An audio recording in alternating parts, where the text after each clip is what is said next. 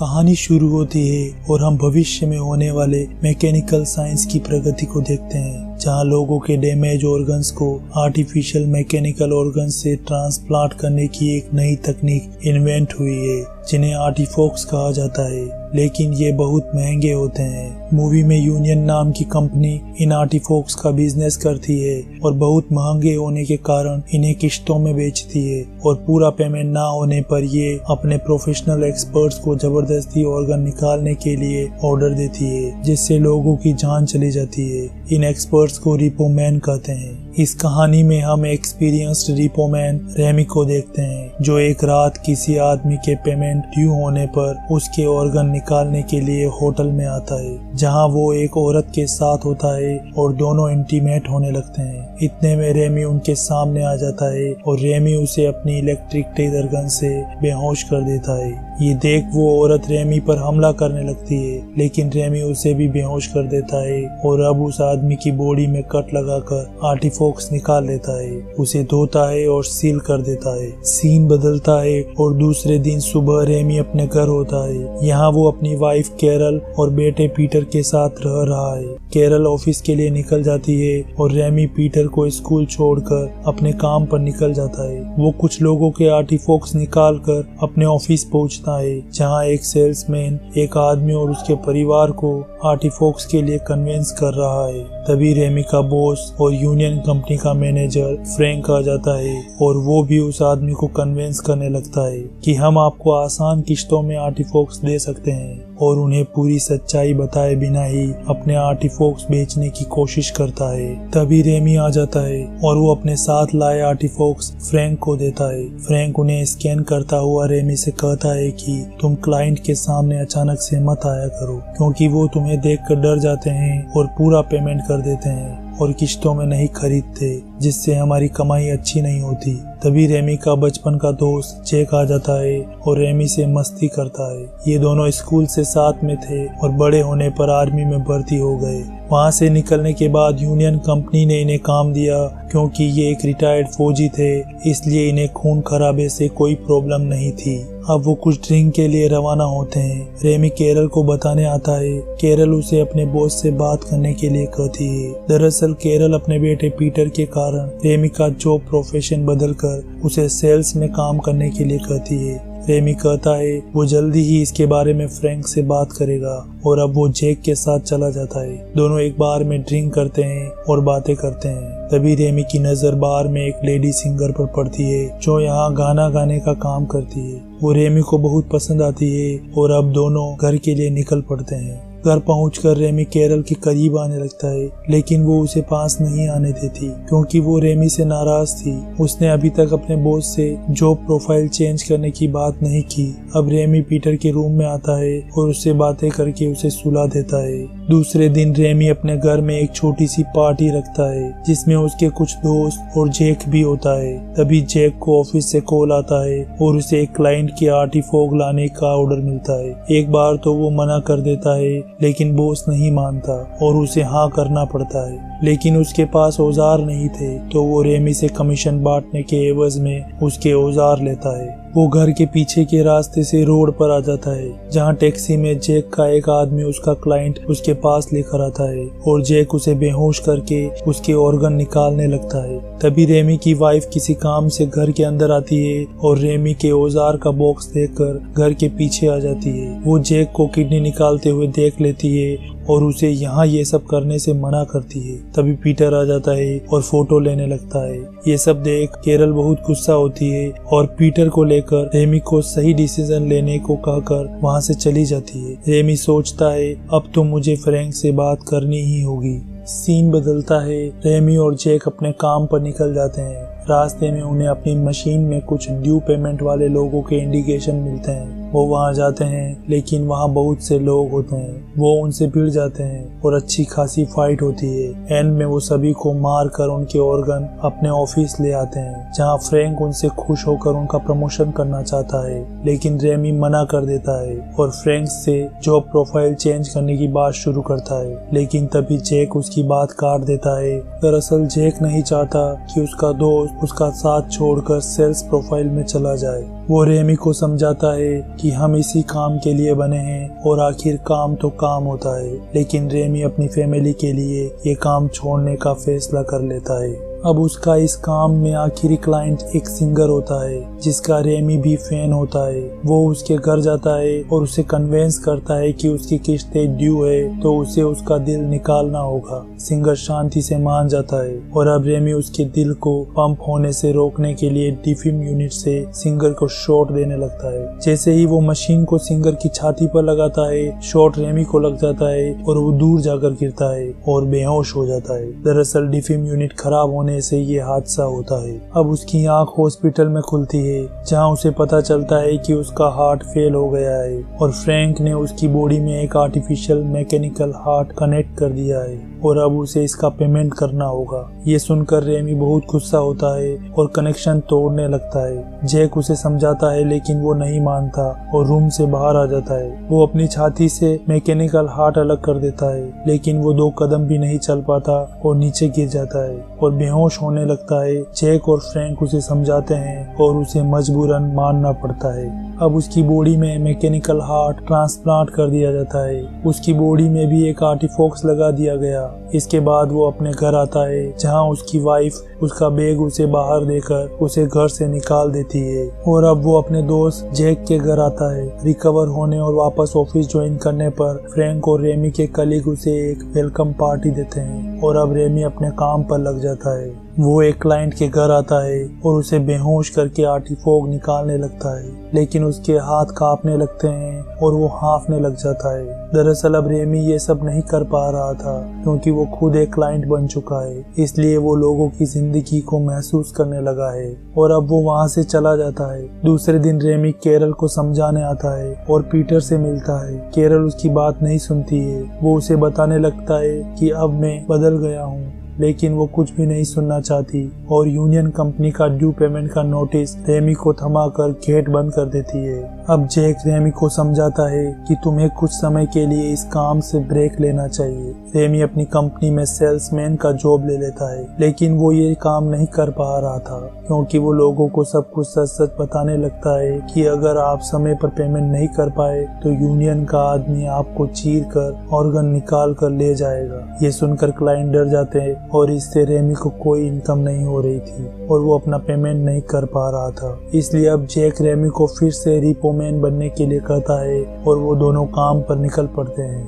वो एक सुनसान जगह आते हैं और जैक रेमी को 2 क्लाइंट बेहोश करके देता है ताकि रेमी उनके ऑर्गन्स निकाले और जैक दूसरे क्लाइंट तलाशने चला जाता है। रेमी मन मार कर काम करना शुरू करता है लेकिन वो नहीं कर पा रहा था। तभी उनमें से एक आदमी होश में आ जाता है और भाग जाता है। रेमी उसे पकड़ने की कोशिश भी नहीं करता और अब दूसरा आदमी भी होश में आकर रेमी पर वार कर उसे बेहोश कर देता है। कुछ देर बाद जब रेमी को होश आता है तो उसे किसी के गाने की आवाज सुनाई देती है। वो पास जाकर देखता है तो ये वो ही लेडी सिंगर थी जिसे रेमी ने एक बार बार में गाना गाते हुए देखा था।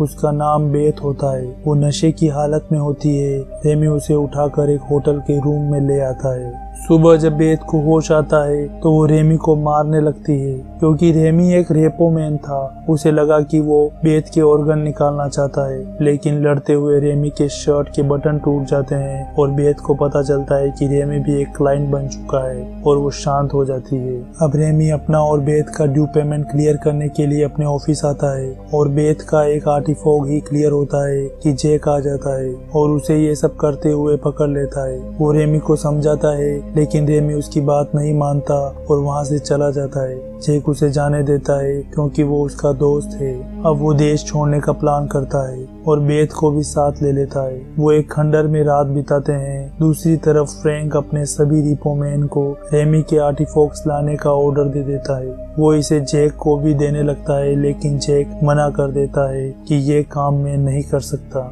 इधर बेथ रेमी को बताती है कि उसकी बॉडी में हार्ट और होठों को छोड़कर सभी आर्टिफिशियल है और अब वो दोनों इंटीमेट होते हैं। अगली सुबह बेथ को कुछ पैरों की आवाज सुनाई देती है जो कि रेमी को नहीं सुनाई दे रही थी क्योंकि बेथ के पास आर्टिफिशियल कान थे तो वो अपनी आवाज रेमी को भी सुनाती है। तभी रेमी को रिपोमैन दिखाई देता है और वो दोनों छुप जाते हैं।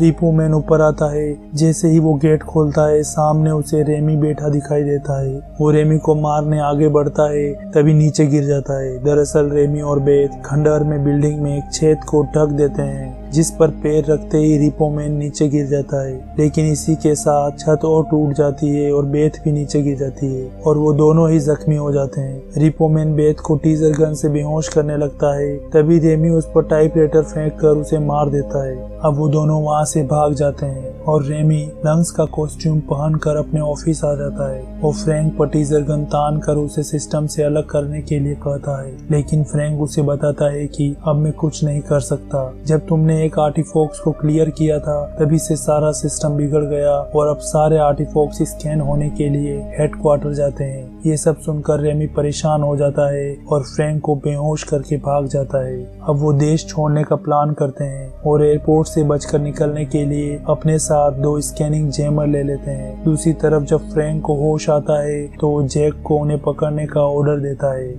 इधर वो दोनों एयरपोर्ट पर चेकिंग में लगे थे तभी एक रिपो मैन उनको स्कैन करता है लेकिन वो बच जाते हैं क्योंकि उनकी जेब में स्कैनिंग जैमर था। लेकिन फिर भी रिपो मैन को कुछ शक होता है और वो किसी को कॉल लगाने लगता है। इतने में रेमी और बेथ स्कैनिंग गेट पर आ जाते हैं और तभी बेथ के पैर से खून बहने लगता है जिसके कारण उन्हें आगे नहीं जाने दिया जाता। रेमी स्कैनिंग जैमर को डस्टबिन में डाल देता है और एयरपोर्ट के लोग उन्हें एक रूम में ले जाकर बेथ के पैर को ठीक करने लगते हैं। लेकिन तभी कुछ रिपो मैन रूम में आ जाते हैं और अब स्कैन करने पर रेमी पकड़ा जाता है। ये देख रेमी उन पर हमला शुरू कर देता है। बेथ भी जो हाथ में आया उसी से हमला करने लगती है। वो दोनों सभी को मारते हुए रूम से बाहर आ जाते हैं लेकिन बाहर जैक खड़ा था। वो अपना रास्ता बदलकर एयरपोर्ट से भाग जाते हैं और बेथ रेमी को अपने एक पुराने साथी के पास लेकर आती है जो कि आर्टिफैक्ट्स को ब्लैक में बेचता और खरीदता था। यहाँ वो बेथ के घुटने की कैप चेंज करवाने आए होते हैं। वो उन्हें एक एशियन गर्ल के पास भेजता है जहाँ उसकी छोटी बेटी बेथ के घुटने की सर्जरी करती है जो कि महज 9 साल की थी।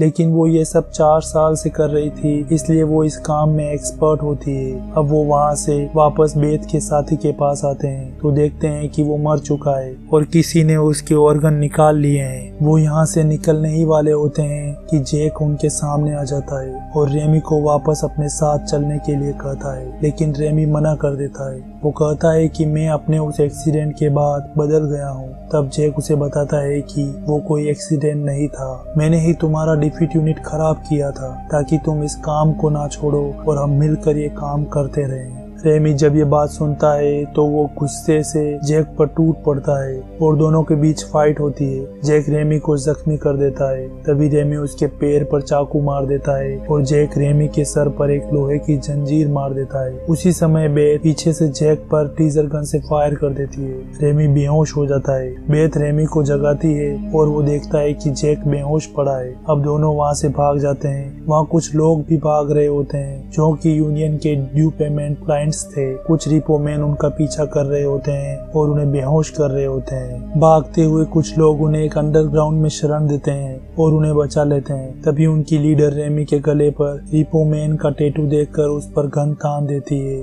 और उसे कहती है कि तुम्हें गोली नहीं मारूं उसकी एक वजह बताओ। रेमी उसे अपनी छाती पर लगा निशान दिखाता है। ये देख वो रेमी को छोड़ देती है। दूसरी सुबह रेमी डिसाइड करता है कि वो हेडक्वार्टर जाकर सारे अकाउंट्स मिटा देगा और फिर किसी को कोई पेमेंट नहीं करनी होगी। तभी पीटर और केरल आ जाते हैं जिन्हें रेमी नहीं बुलाया था। वो अपने बेटे से आखिरी बार मिलना चाहता था और अब वो ट्रेन में बैठकर जाने लगते हैं। तभी केरल रेमी से झगड़ने लगती है तो पीटर टीजर गन से केरल को बेहोश कर देता है और अब रेमी अपने द्वारा लिखे गए पन्नों को पीटर को देकर वहाँ से चला जाता है। वो दोनों फ्रैंक को बेहोश करके हेडक्वार्टर ले आते हैं और गेट पर खड़े गार्ड्स को मारकर फ्रैंक की आंख को स्कैन कर गेट खोल देते हैं और अंदर चले आते हैं। थोड़ा अंदर जाने के बाद वो एक लैब में आ जाते हैं जहाँ कई साइंटिस्ट आर्टिफिशियल ऑर्गन बना रहे थे। उनमें से एक आदमी भागता हुआ एक रूम में चला जाता है और तभी यूनियन के गार्ड्स वहाँ आ जाते हैं और फायर करते हुए रेमी का पीछा करने लगते हैं। वो भागकर दूसरी तरफ एक गेट में घुस जाते हैं जहाँ बहुत से रिपो मैन थे। वो दोनों उनसे बचने की कोशिश करते हैं लेकिन पकड़े जाते हैं। अब रेमी सभी को मारना शुरू कर देता है।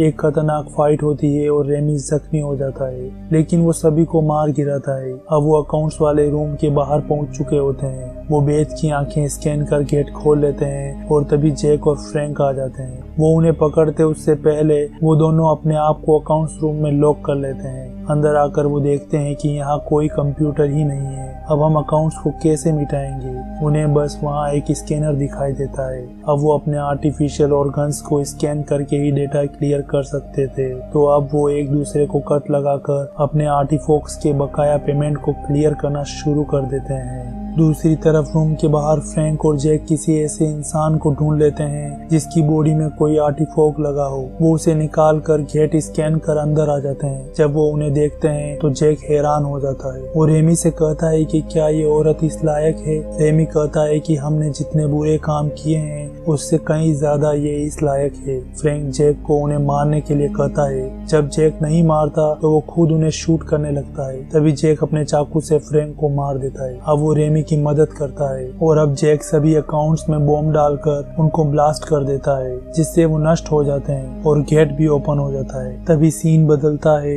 और दूसरे ही पल हम उन सभी को एक बीच पर मजे करते हुए देखते हैं और रेमी के बेटे ने उसके दिए गए पन्नों से एक बुक पब्लिश कर दी होती है जिसका नाम द रिपोजिशन मेम्बो है और वो उस बुक के बारे में बात करते हुए हंसने लगते हैं। तभी अचानक से जैक गायब हो जाता है और वो देखता है कि जैक कहाँ गया। सीन बदलता है और हम देखते हैं कि रेमी के दिमाग पर एक मशीन लगी है। दरअसल इतनी देर से रेमी ख्यालों की दुनिया में है। हम कहानी के फ्लैशबैक में आ जाते हैं जहां जैक ने रेमी के सर पर मारकर उसे बेहोश कर दिया था। उसी समय रेमी कोमा में चला गया था और वो तभी से सपनों की दुनिया में है। जैक उसके दिल और दिमाग पर लगी मशीन का पेमेंट बेथ के साथी के पास मिले आर्टिफैक्ट से करता है और साथ ही वो बेहोश बेथ का भी जिम्मा खुद लेता है। तभी सीन बदलता है और हम कहानी के एंड में फ्रैंक को दिमाग पर लगने वाली मशीन को बेचने का एडवर्टाइज करते हुए देखते हैं। साथ ही दूसरी तरफ रेमी अपने ख्यालों की दुनिया में खुशनुमा जिंदगी जी रहा होता है और यही मूवी खत्म हो जाती है। आपको वीडियो कैसी लगी? अच्छी लगी हो तो वीडियो को लाइक करें और चैनल को सब्सक्राइब जरूर करें।